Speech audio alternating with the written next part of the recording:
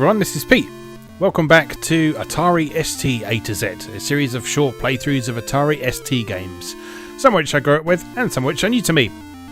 Today is one of the former. This is F-15 Strike Eagle by MicroProse. Actually by Sid Meier, who many of you will probably know today as the guy who gave us the Civilization series.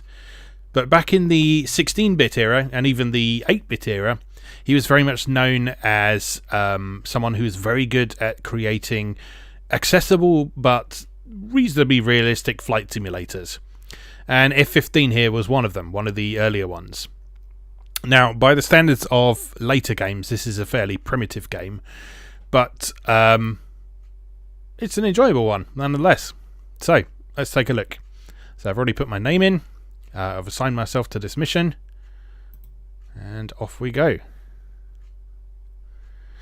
So, a lot of games from this period made use of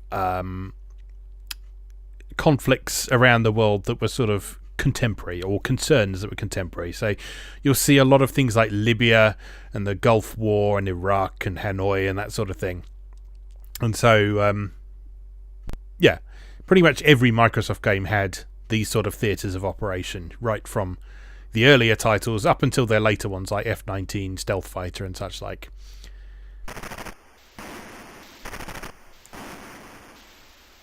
Okay, so here we go. We are flying our plane now.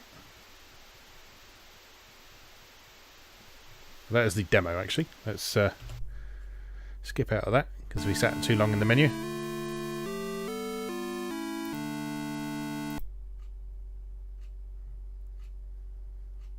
Right, so flying this mission is me. We're going to Libya. Let us begin the rookie level. And off we go. Let's use the joystick because that's much easier than the mouse. Now, normally you have to put into copy protection here, but we are playing a Naughty Pirate version, so we don't need to worry about that. Right, here we go. So most missions you'll find yourself starting behind an enemy plane like this that you can shoot down with your guns pretty easily.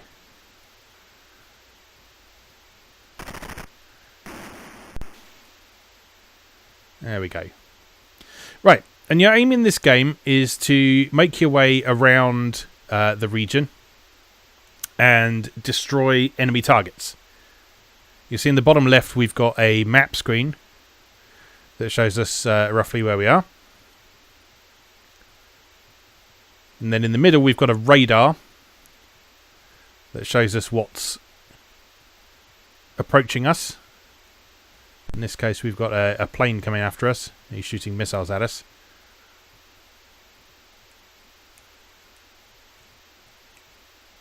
And so we have to try and destroy our targets without getting shot down, basically.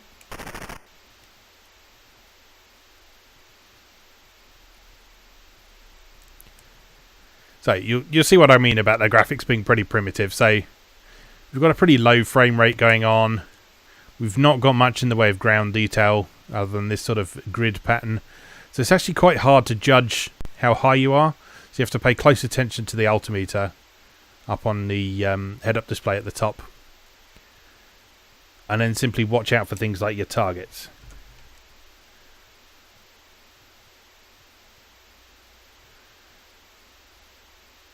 And so to destroy a target, you have to arm your bombs, which we've done here by tapping the B key. Get down to a suitable altitude, which we're much too high at the moment, so let's deal with that. You can just about see our... Ooh, stalling, I think. There we are. You can just about see our target in the middle there. It's that grey pattern there. And then line up the bomb sight on it. And release! There we go, that's a hit. So we destroyed our target. So at this point we can try and take out some other targets in the region if we want to. You see there's all sorts of airfields and surface-to-air missiles and that sort of thing. Or we can head back to our carrier.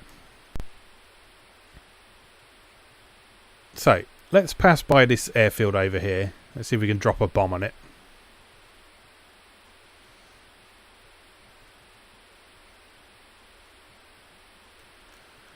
One thing you might notice while you're playing this is a mild problem that there was with early three-dimensional games, which is that the frame rate was much too low for sort of accurate movements. So you really had to... Oh, being shot at. Yeah, you really had to familiarise yourself with how quickly, or not, the game would respond to your controls.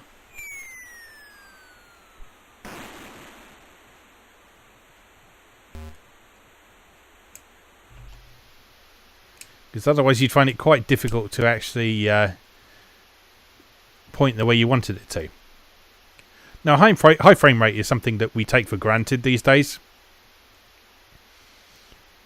And so this is probably an alien concept to a lot of you watching this. But yeah, back in the day, you had to sort of bear the frame rate in mind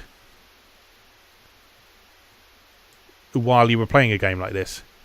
So you notice that, like, if I just tap the joystick to the right slightly, we roll by a whole 10 degrees at a time. So rather than smoothly, we're just going by that far at a time. And it's the same with pitch. So I tap the stick back, we point up by 3 degrees rather than 1. And we didn't have analog controllers either. So this was a digital controller you're having to use. And so, yeah, you just had to deal with it, basically. It was a challenge, sure, but we lived with it. That doesn't mean we didn't enjoy it when frame rates got a whole lot better in the future, though. So you'll notice that there's no real actual 3D objects in this, so there's no polygonal graphics. Well, they might be on the planes, but certainly the objects on the ground are sprites rather than actual 3D objects. And that's one way that it managed to sort of keep the frame rate up a bit. But it also allowed for a bit of greater flexibility as well, just because in sort of the early days of polygonal 3D, it wasn't easy to create a convincing 3D model of something. And so often it was just simply easier to create a sprite and provide the illusion of 3D, just as you see here. I forget how you land in this. You probably have to put your landing gear down, don't you? How do you do that? Go for undercarriage? No? Well, this could be a problem.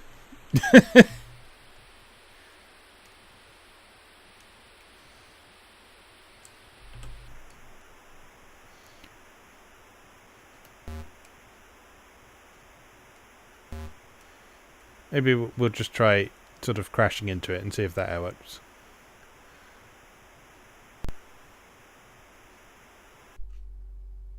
Ah, there we go. Lovely. Okay, so victory. And at the end of a mission, you get points for the things you destroyed. So I got 2,000 points for that because I destroyed one primary target, I destroyed one airfield, and I shot down 2 planes.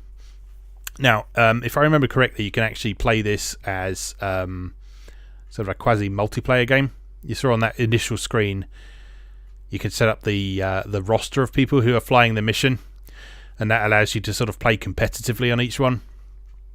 And you work your way gradually through a series of missions, score as many points as possible, and then your scores are recorded in the Hall of Fame. So you see, I'm already at the bottom there with 2,000 points. And yeah, that's about it, really. So there's no sort of campaign or anything as such, but yeah, this is designed to be an accessible, simple flight simulator that can get people into the idea of flying a plane, making use of vaguely realistic weapon systems and so on. But it's got a nice sort of arcadey twist to it as well. So later evolutions of this would eventually spawn things like the Ace Combat series on consoles and such like that. But yeah, it all got its start here with something like F-15 Strike Eagle from MicroProse and other games like it by Sid Meier. Anyway, that's that. That's F-15 Strike Eagle for the Atari ST. Thank you very much for watching, and I'll see you again next time. Thanks for watching. If you enjoyed this video, please help out the channel by leaving a like or a comment and subscribing. New episodes of Atari A to Z are on Tuesdays and Atari ST A to Z on Thursdays. Check out atariatoz.wordpress.com for a full archive. Do please also check out my other projects moegamer.net, where I explore Japanese and Japanese-inspired games from yesterday and today, and videopackgames.wordpress.com, which aims to catalogue the small but well-formed library of the Philips G7000 VideoPack computer, also known as the Magnavox Odyssey 2.